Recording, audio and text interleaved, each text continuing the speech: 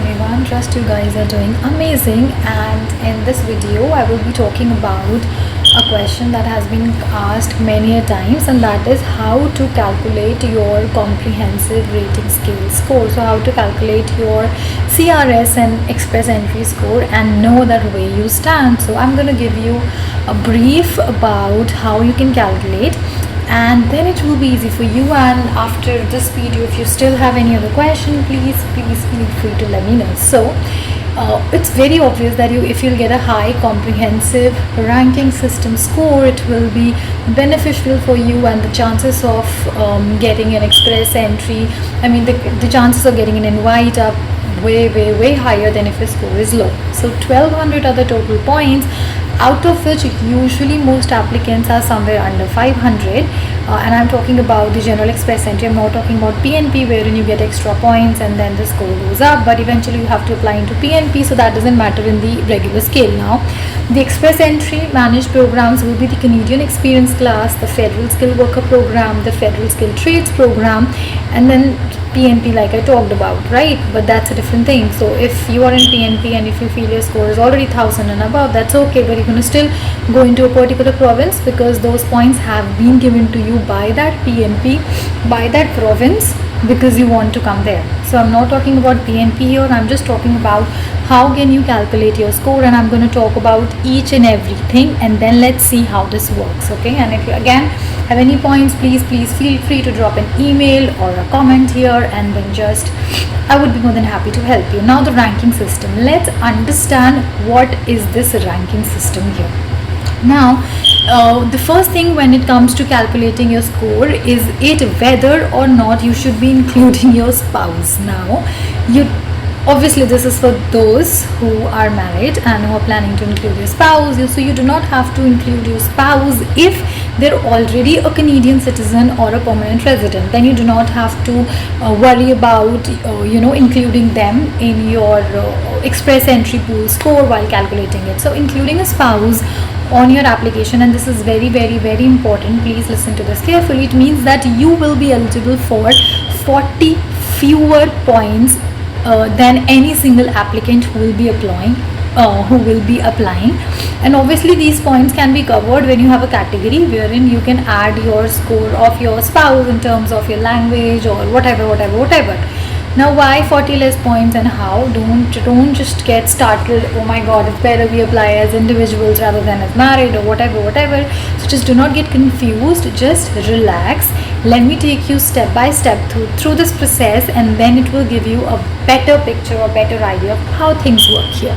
Now why this is done? So that couples do not have an advantage in the pool as compared to the single applicant. So that's all. So if you're not married, that should not leave you at any disadvantage than the rest of the world who's applying as couple or something. So that is the only thing. But even if you're married, it's not a demerit for you, because eventually you will be given the chance to make up to the score that you have lost here. Okay, now let's understand on what basis you get marks. So this score, human capital score, which is generated, is on the basis of your age, your education, your official language. Obviously if you've given the test for English language, then you will have certain points depending on the score that you have got. Or if you have given a French test also, that will give you an added advantage. Then Canadian work experience if you have, and your total work experience that you have. Now beyond this, you need to have your points for your foreign work experience, like I talked, if you do not have Canadian, and your education credentials, that are your foreign educational credentials. Okay, few things that can add points apart from the regular things would be if you have a sibling here in Canada, if you have French language skills like I just talked about, apart from English you have given your French test, if you have Canadian education, or you have already arranged an employment here in Canada and a provincial nomination, that will give you an extra mark. So it's not for those who are applying for express entry. Provincial is specifically for those who are into PNP category. So for your core human capital score, you can get a maximum of 100 points if you're applying solo, or 110 if you are applying with a spouse. And these factors include, like I said, your age, your education, your language ability, your Canadian work experience. Now Canadian language benchmark CLB is used to determine your proficiency in English. So you need to give this exam, and on the basis of the score that you will get, you will be assigned marks. 8777 is usually considered the best in the in this language proficiency. So 8 being in listening, and then 777 in reading, writing and speaking. And then to determine if your work experience is skilled or not, because if you know that this program is for skilled workforce also as one of the categories apart from Canadian work experience class, then it says you need to refer to your NOC, which is your National Occupational Classification, and these are classified as skills category O, A and B for your CRS points. There are C and D also, but specifically you'll not be able to apply for express entry or other pathways for it, because then you'll not be able to make the cutoff. Okay, so self-employed work in Canada cannot be used towards your overall score. So this is the category. So you need to make sure that which NOC you fall into, which language benchmark you fall into. People usually give IELTS more than once because they want to have a better score, and they want to because that's an easy way of increasing it. But but considering the amount that you need to pay every time, I think it's 12,000 something or 13,000 something in INR that you need to pay every time if you want to book your IELTS. So prepare yourself well before giving this exam, so that you do not have to worry about repeatedly giving it again and again. And after the end of this video, you will have a better idea about where your score is. And most of the time you do not need any consultant to apply, because when you know how the system works, it becomes easy for you. So let's take a look at the category of age. With an accompanying spouse, maximum points available 100. Without an accompanying spouse, maximum points available 110. So you can see if your age is under 18, the points would be 00. If it's 18, then 90. Without an accompanying spouse, it's 99. Then as your age goes up, you'll see the points will at a point come on decreasing. So after 35, you can see the points have started going down. So that's how it works, and you can get to know how many points you can get. And this is something that you cannot do anything, you can't do much about. So you just see that how this change works, and when is the maximum point you can get and when is the minimum point you can get. So you can figure out the best time to come and to see in which areas you can have more points. Then moving on to the level of education, you will see with an accompanying spouse, again maximum 140, and without an accompanying it's 150. So if you have less than secondary school, that will be in NOCC and D, it is 00. For secondary school credential, it's 28 for PA and 2 for spouse. PA is principal applicant, because when you are accompanying a spouse, then one is the principal applicant and the other one, your spouse, as in husband or wife, whosoever the person is, becomes the secondary applicant. So this is the level of education. You can see the maximum points, the minimum points, everything. With the doctoral degree, obviously it is 140, and with if you have masters or entry to practice professional degree, then it's 126. So 126 you can get if you have masters, and if you have a PhD, awesome, you're gonna get 140 points here. Then moving on, we would be talking about your first language ability. That could be either English or it could be French, that you will see shortly here. Over here, so for each language ability, you can have PA again as principal applicant, so please do not get confused. So 128 for principal applicant, 20 for spouse, and the maximum point otherwise becomes 136. Okay, and then you will see if CLB is 3 or lower, not considered. If it is 6, 0 for spouse, you will just see the points, the bands that you get or your spouse get, and whatsoever is the result.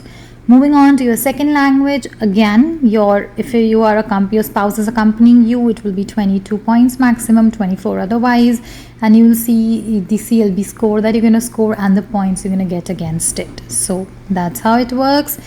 Moving on, you will see in the next slide that we will be talking about the Canadian work experience. It's okay if you do not have French. Mostly people usually skip French if they don't have it, so it's nothing that you should focus on much if you can have more points somewhere else. Again, less than one number of years experience, it would be 0 for both. If it is 1 year, again, PA is principal applicant. You can see if your spouse's experience, you can get 5 for spouse if it is for 1 year, and as the number of years of experience increases, the points also increases.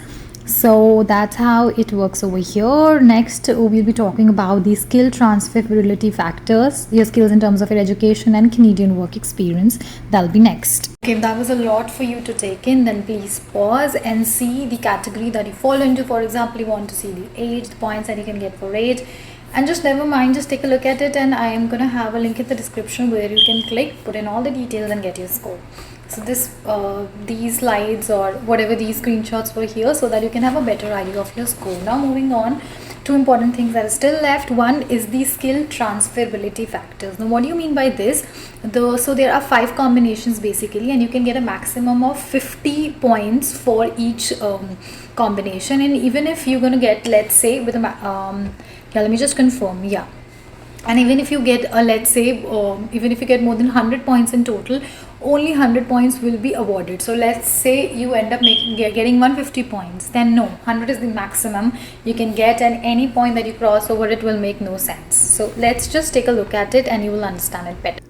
So education and Canadian work experience, you can see if you have 1 year of Canadian work experience, it would be 0 or 2 or more years of Canadian work experience. And these are the categories here. So if you'll see, if you do not have any post-secondary education, it would be 0. If you have post-secondary education 1 year or longer, then it would be 13. With 2 year experience, it would be 25. Again, for 2 or more post-secondary, the points will go on increasing, and you'll see 25 is the maximum for, and 50 is the maximum there. So no matter what happens, you cannot cross that. Similarly, education and language ability, CLB 7 or higher on all language abilities with at least 1 CLB 8 and 9 or higher. And then you'll see the maximum that you can score is 50 and the university level credential, and then minimum is 0, of course. So yeah, with CLB 7 or you can have maximum of 25 with 1 8 at least. So that is 8,777. That is the point that everyone aims for basically. And then 9, if you get 9, then that's amazing. You can get a whole bunch of 50 points. Language ability and non-Canadian work experience. So no non-Canadian work experience, it would be 0 0 with CLB 7 or higher, and 1 CLB 8, which is 8,777 score, and with CLB 9 or higher, you'll see. So if you're 1 to 2 years of non-Canadian work experience, you can get 13 points with CLB 7 and 25 points with CLB 9. Again, making 50 and 25 as the highest that you can score. So no matter what your work experience is, your points will not go beyond these two. So that's something you need to take care of. Canadian and non-Canadian work experience. No non-Canadian work experience, it would be 0 0. Between 1 to 2, again 13, 25 and 25 and 30. So there are certain benchmark. No matter how well you perform, how outstanding you perform, you cannot just go beyond certain category of points or marks where you say that they have been that they have been decided here already. So these are the points. Coming next, we're going to have certificate of qualification in trade and language ability. So I hope it give you a better idea. Now then there are points for additional factors. Now let's say you're going to get 600 points if you get something from a particular province. So they're going to give you 600. But let's say you have a sibling you're also, get right? 50. So and then you're going to get 15 points. So that doesn't mean you're going to get 650. Which is issued it would be 600 the maximum that you're going to get. And so these are the points yeah, and scores, I was just confirming. So it won't be 615. So don't think that you're going to find loopholes and get points from here and there. No, there's certain limit that you cannot cross no matter how many points you end up collecting in that particular category.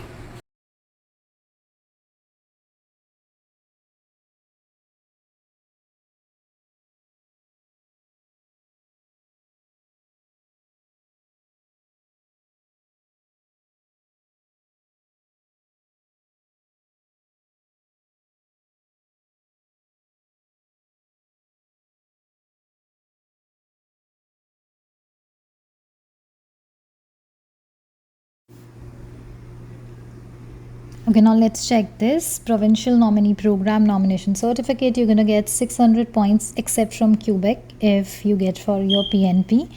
And then if you have a qualifying offer of an arrangement of employment, then the points could be 200. And from a Canadian employer, it would be 50. Then Canadian study experience points if the candidate has an eligible credential from a 1 year or 2 year post-secondary program in Canada, that would be 15. And again, if it's 3 or more, it would. So that's all about it. I hope you've understood everything well. If you still have any questions, please free to email me or write your questions in the comment section, and I'm gonna try my best for voting as soon as I can. Again, thank you very, very much for all your love and also hatred that some people show, but thank you so much for watching my videos and for appreciating or for criticizing and for commenting and then for writing loads and loads of email. I feel really good when I open my email and then I have like questions in bulk and appreciation or concerns from you people, and I really like it. Feels like an extended family. So once again, thank you so much for writing back to me, and I'm going to revert as soon as I can. But till now, I'm following my rule, and I try and reply to all the emails maximum within 72 hours. If I'm not replied to yours, please let me know, because I don't think I missed any. But again, thank you so much for all your love and support, and see you soon. I'll be back with another video. Bye.